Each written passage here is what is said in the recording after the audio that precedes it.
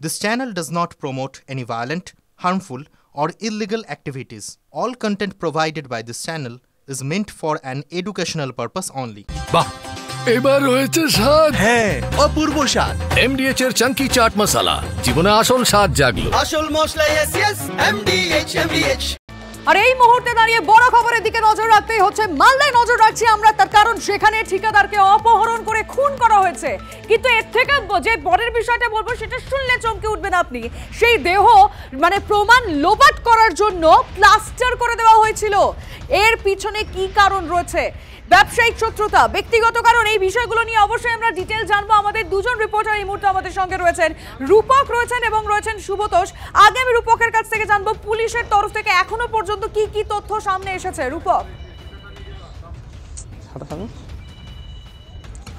দেখো এখন পর্যন্ত যেটা জানা গেছে তপনের যে শিহুর গ্রাম রয়েছে সেই গ্রামেই কিন্তু এই যে প্রেমিকা রয়েছিল ওই যুবকের তার হচ্ছে বাড়ি বাপের বাড়ি সেখানেই কিন্তু দেহটি লুকিয়ে রাখা হয়েছিল আমি একটু দেখানোর চেষ্টা করব এখানে একদম ঠিক বাংকার করা আছে ঠিক আমি ওই বাড়ির উল্টো বাড়ির পাশ থেকে ছাদ থেকে দাঁড়িয়ে রয়েছি সেখানে কিন্তু এই বাংকারটা করা হয়েছিল যেখান থেকে এই বাংকারের মধ্যেই কিন্তু দেহটিকে লুকিয়ে রাখা হয়েছিল এবং যাতে গন্ধ না ছড়ায় তার জন্য কিন্তু পুরো প্লাস্টার করে দেওয়া হয়েছে সেই ছবিটা একদম পরিষ্কার দেখানো যাচ্ছে যে সেখানে গর্ত হয়ে রয়েছে পুরোটাই গর্ত হয়ে রয়েছে সেখান থেকে কিন্তু বডিটা বের করে সেই বডিটাই কিন্তু আজকে তপন থানার পুলিশ এবং মালদার পুলিশ যৌথভাবে অভিযান চালিয়ে সেই দেহটি বের করে এবং পুরো পচে গেছিল দেহটা যেটা প্রাথমিকভাবে জানা যাচ্ছে যে এই যে মৃত ব্যক্তি তার সঙ্গে কোনো অবৈধ সম্পর্ক ছিল এই যে মমিতা হাসানের এবং তার আত্মীয় হয় সেই জায়গা থেকেই কিন্তু অনুমান করা যাচ্ছে যে কোনো কারণে হয়তো বিবাহ বহির্ভূত সম্পর্ক ছিল এবং অন্যান্য কোনো বিষয় ছিল সেটা জেনে যাওয়ার কারণেই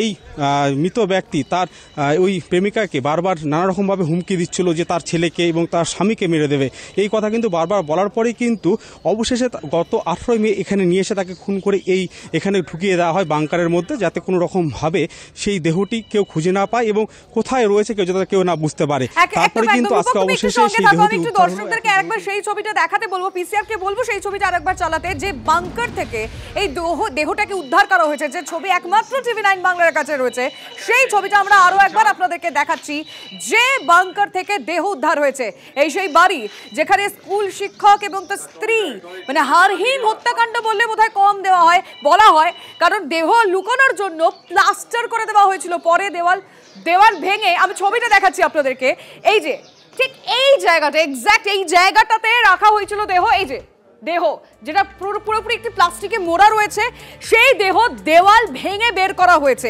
এবং যখন পুলিশ তাদেরকে জিজ্ঞাসাবাদ করেছে পুলিশ বলা হয়েছে যে দেহ কোথায় রেখেছেন বলছেন দেহ রেখে তারা প্লাস্টার করে দিয়েছেন অভিযুক্তের বক্তব্য আমাদের কাছে এসে পৌঁছেছে আগে শুনবো কি বলেছেন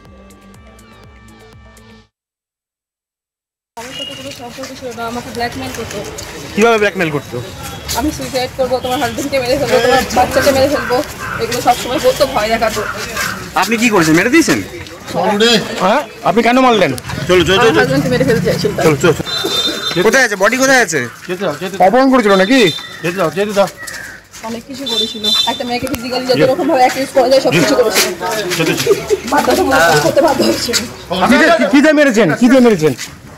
কি দিয়ে মেরেছেন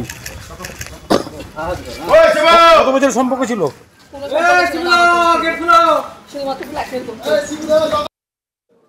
এখনো পর্যন্ত যে কারণ সামনে এসছে ব্ল্যাকমেলিং এর কারণে খুন এর পিছনে আরো কি কোনো কি তথ্য থাকতে পারে কি কারণ থাকতে পারে শুভতোষ আমাদের রিপোর্টারের সঙ্গে কথা বলতে চাইবো শুভতোষ এই ঘটনার সূত্রপাত ঠিক কোথায়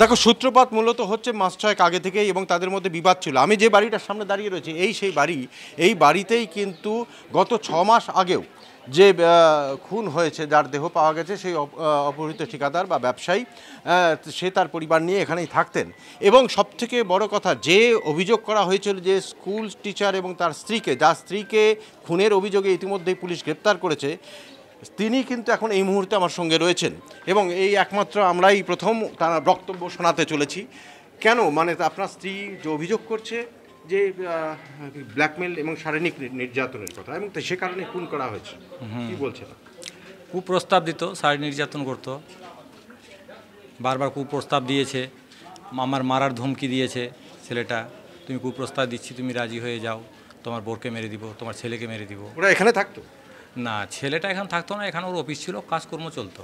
আপনি তার কাজকর্ম দেখাশোনা করতেন? হ্যাঁ, দেখাশোনা করতাম। তার জন্য কি আপনি মাসোহারা পেতেন? ওরা হ্যাঁ দিত। কত টাকা দিত? 5,000 টাকা মাসে মাসে 5,000 টাকা।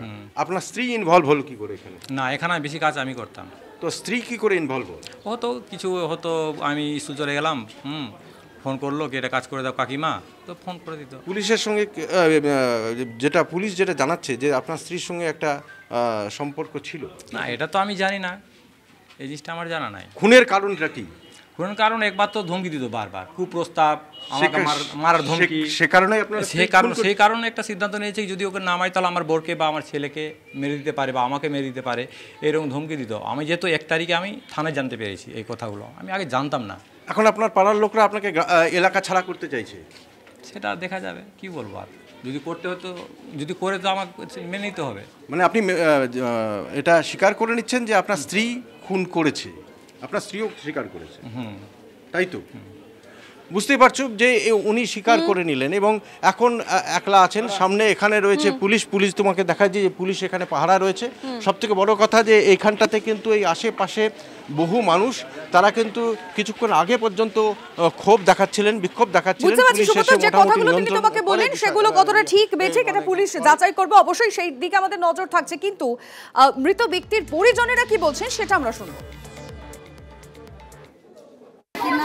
আমার স্বামীকে কিডন্যাপ করার 5 দিন পর তারা ওকে মেরে ফেলেছে। ওদের নামে অভিযোগ কেন করলেন? অভিযোগ জানাচ্ছি কি ওদের নামে, ওদের 3 জনকে ফাঁসি হয়, ফাঁসি মৃত্যুর বদলে মৃত্যু দেবে। ওদের নামে অপহরণের কেসটা কেন করলেন? ওরা কি আগে হুমকি দিত আপনার স্বামীকে? আগে হুমকি দিয়েছিল, 50 লাখ টাকা রেখেছে, তুই নিজের বরকে খোঁজে বের করবি তো করে নে, তোর এই আমি চাইলে বের হয়ে যাবে। আমি সব জানি, আমি বলবো না, বলেছে এরকম করে, আমি সব জানি। ওরাই স্বীকার করেছে ওই মেরেছে। আমার ভাই 18 তারিখে মিসিং হয়েছিল, কিডন্যাপ করে নিয়েছিল আমার ভাইকে। আমরা যার উপরে সন্দেহ করেছিলাম ওই পুলিশ থানায় কালকে স্বীকার করেছে কি আমি খুদে প্লাস্টার করে রেখে দিয়েছি। খুন করে দিয়েছি? হ্যাঁ, খুন করে দিয়েছে। 3-4 টুকরা করে আমার ভাইকে প্লাস্টার করে ভিতরে মাটির ভিতরে ঢেকে দিয়েছে। আমার ভাইয়ের অ্যাকাউন্টার ছিল, জমি ব্যবসা করছিল। ওই আমার ভাইয়ের সঙ্গে প্রায় 1-1.5 কোটি টাকার খেল আছে। ল্যাপটপ সব ডিলিট করে দিয়ে খাতা পত্র সব ছেড়ে দিয়েছে। 1.5 লাখ টাকা আমার ভাইয়ের ওর কাছে আছে, 1.5 কোটি টাকার মতন। এবার সোজা চলুন নর্থ বেঙ্গলে। তার কারণ ফুঁসছে তিস্তা। প্রবল বৃষ্টিতেও বিপর্যস্ত উত্তর সিকিমের চাতেনে ধস, তলিয়ে মৃত্যু 3 জনের। প্রবল বৃষ্টিতে ভূমিধসে নিখোঁজ আরও বেশ কয়েকজন। এই মুহূর্তের ছবিটা কি পরিস্থিতি সবটাই দেখার এবং বোঝার চেষ্টা করব। প্রসেনজিৎ আমাদের সঙ্গে রয়েছেন। প্রসেনজিৎ, একদম দেখো, বিপর্যস্ত সিকিম, বিশেষ করে উত্তর সিকিমে লাচুং এবং লাচেন, এই দুটো এলাকা কিন্তু প্রবলভাবে বিপর্যস্ত। লাচেনে 3 জন সেনা জওয়ানের মৃত্যু হয়েছে বলে খবর পাওয়া যাচ্ছে। অন্যদিকে লাচুংয়ে প্রায় 1600-র উপর পর্যটক আটকে ছিলেন। আজকে পরিস্থিতি কিছুটা ভালো হওয়ায় তাদেরকে ওখান থেকে ইভাকুয়েশনের কাজ কিন্তু ভারতীয় সেনার তরফে শুরু করা হয়েছে। আমি দেখাবো একবার তিস্তার ছবিটা একদম গ্রাউন্ড জিরো থেকে। জানি না তোমরা গর্জনটা শুনতে পাচ্ছ কিনা, প্রবল গর্জন করে তিস্তার জল কিন্তু বেয়ে যাচ্ছে। এবং পাহাড়কে যারা হাতে তালুর মতো চেনেন তারা কিন্তু জানেন খুব ভালো মতো, বৃষ্টি থামার পর যখন রোদ ওঠে তারপরে কিন্তু পাহাড়ের এই মাটি ক্রমশ আলগা হতে শুরু করে এবং একের পর এক ধস নামতে থাকে। আর তিস্তার বিপর্যয়ের ভয়ঙ্কর সেই ছবিটা কিন্তু এখনও টাটকা। যেই জায়গায় দাঁড়িয়েই কিন্তু সিঁদুরে মেঘ দেখছে সিকিম, সে কারণেই বিভিন্ন এলাকায় উদ্ধার কাজের পাশাপাশি এই বিস্তীর্ণ এলাকা জুড়ে জাতীয় সড়কের সংস্কার করা বা এই তিস্তার ঢাল বরাবর যে সমস্ত ভালনারেবল এলাকাগুলো আছে সেই এলাকাগুলোকে সংস্কার করার কাজ যুদ্ধকালীন গতিতে চলছে। লাচুং থেকে পর্যটকদের অন্তত 2 থেকে 3 দিন আটকে থাকার পর আজকে সকালে আবহাওয়া কিছুটা ভালো হওয়ায় তাদেরকে রেস্কিউ করার কাজটা শুরু হয়েছে। বিকেলের দিকে যেহেতু বৃষ্টি নামতে পারে এবং অন্ধকার হয়ে আসবে, বিকালের পর কিন্তু রেস্কিউ অপারেশন হবে না। আর সেক্ষেত্রে যদি পর্যটকরা আরও কেউ আটকে থাকেন তাদেরকে আগামীকাল আবার উদ্ধার অভিযান শুরু করা হবে। আর লাচেনের ক্ষেত্রে 3 জন সেনা জওয়ানের মৃত্যু হয়েছে, কার্যত ধসে গিয়েছে।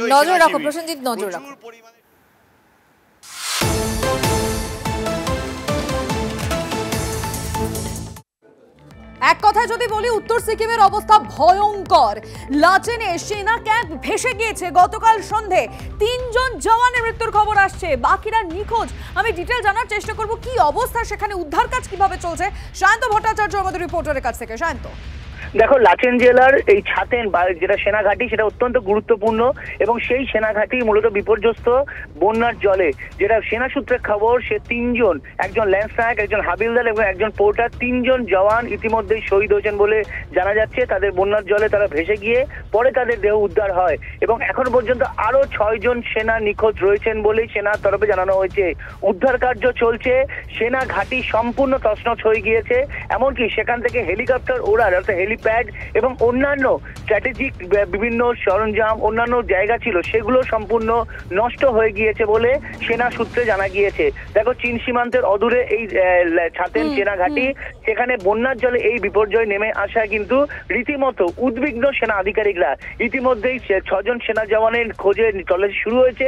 বাকি উদ্ধার কার্য আজ সন্ধ্যার মধ্যে শেষ করা যাবে কিনা সেটা নিয়েও কিন্তু সেনা আধিকারিকদের মধ্যে প্রশ্ন রয়েছে, কারণ যেভাবে জল বেড়েই চলেছে এবং বিপর্যস্ত অংশ রীতিমতো বেরিয়ে আসতে চলেছে একের পর এক বিভিন্ন অংশ থেকে। ছবিগুলো দেখে বোঝা যাচ্ছে কি ভয়ঙ্কর অবস্থা। ধন্যবাদ শান্ত তোমায়।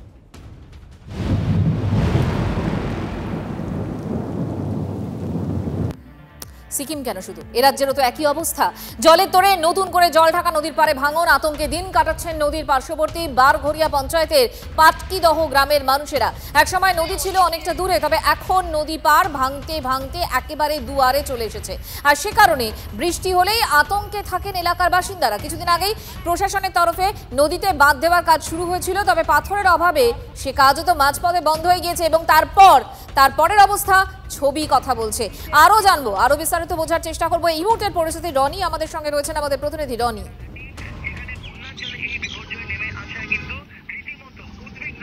দেখো মঞ্জিরা, এই মুহূর্তে আমি দাঁড়িয়ে রয়েছি জলঢাকা নদীতে। বর্তমানে ডুয়ার্সের এই এলাকায় কিন্তু বৃষ্টি নেই, সকাল থেকে বৃষ্টি থেমেছে, তবে পাহাড়ি এলাকায় ভারী বৃষ্টির কারণে কিন্তু ফুলে ফেপে উঠেছে এই জলঢাকা নদী। শুধু জলঢাকা বললে ভুল হবে, জলঢাকা, তিস্তা, ডুডুয়া, গ্লান্ডি, তোরসা সমস্ত নদীতে কিন্তু জলস্তর বেড়েছে, যার কারণে কিন্তু জলঢাকা নদীর পার্শ্ববর্তী এলাকা সেখানে কিন্তু ভাঙন শুরু হয়েছে। আতঙ্কে দিন কাটাচ্ছেন পাটকিদহ গ্রামের বাসিন্দা, প্রায় 400 পরিবারের বাস সেখানে, এবং যেভাবে নদীতে ভাঙন হয়েছে তার ফলে রাত জেগে তাদের এখন কাটাতে হচ্ছে আতঙ্কে। পাশাপাশি বলে রাখতে চাইবো যে শুধুমাত্র এই নদীর পার্শ্ববর্তী এলাকা নয়, এই নদী যে সমস্ত সংরক্ষিত বনাঞ্চল এবং জাতীয় উদ্যানের মাঝখান দিয়ে বয়ে গিয়েছে সেই এলাকায়ও কিন্তু বন্যপ্রাণী বিপন্ন হওয়ার একটা আশঙ্কা তৈরি হয়েছে পাহাড়ের বৃষ্টির কারণে। সেই কারণে সেই সমস্ত নদীর এলাকাগুলিতে নজরদারি শুরু করেছে। বর্ষার শুরুতেই যদি এই ছবি দেখতে হয় তাহলে ভারী বৃষ্টি হলে কি হবে, এখন সত্যি সেটা সময়ের জন্য আমাদের অপেক্ষা করে থাকতে হবে। ধন্যবাদ তোমাকে। ভয় লাগে বলে জল বাড়তেছে নাকি, বাড়তে উঠতেছে নাকি, এটাই তো ভয় লাগে। তখন কি করেন আপনারা? তখন বসে নয়, একটু এদিকে এসে দেখি। কোথায়? ওই যে ওইখানে নদীর পাড়ে। হ্যাঁ, নদীর পাড়ে বসে থাকেন? হ্যাঁ, না ওই যে শব্দ করলে আসি একটু উঠে আসে দেখি।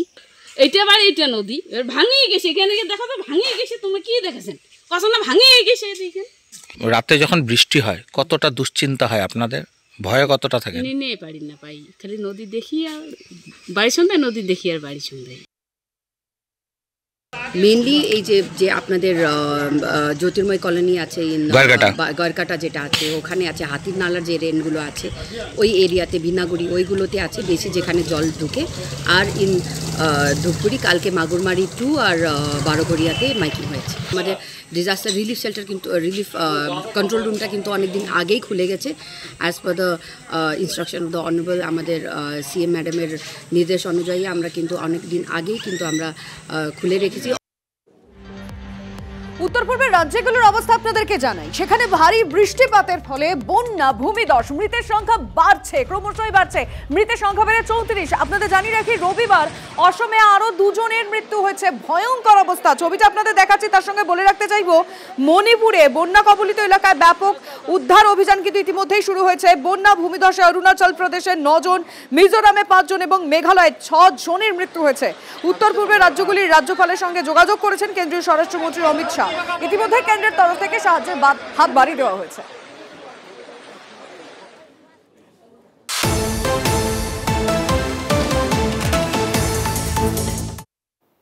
এই মুহূর্তে আরো একটা গুরুত্বপূর্ণ খবর বলি। ডিজিটাল অ্যারেস্ট মামলায় আদালতে চার্জশিট জমা দিল ইডি। ডিজিটাল অ্যারেস্টের ভয় দেখিয়ে 1500 কোটি টাকা পকেটে পুরেছে এই চক্রের মাথারা। চার্জশিটে উল্লেখ ইডির 2 অভিযুক্তের 300 ব্যাংক অ্যাকাউন্টে 1500 কোটি টাকা লেনদেনের হদিশ পাওয়া গেছে।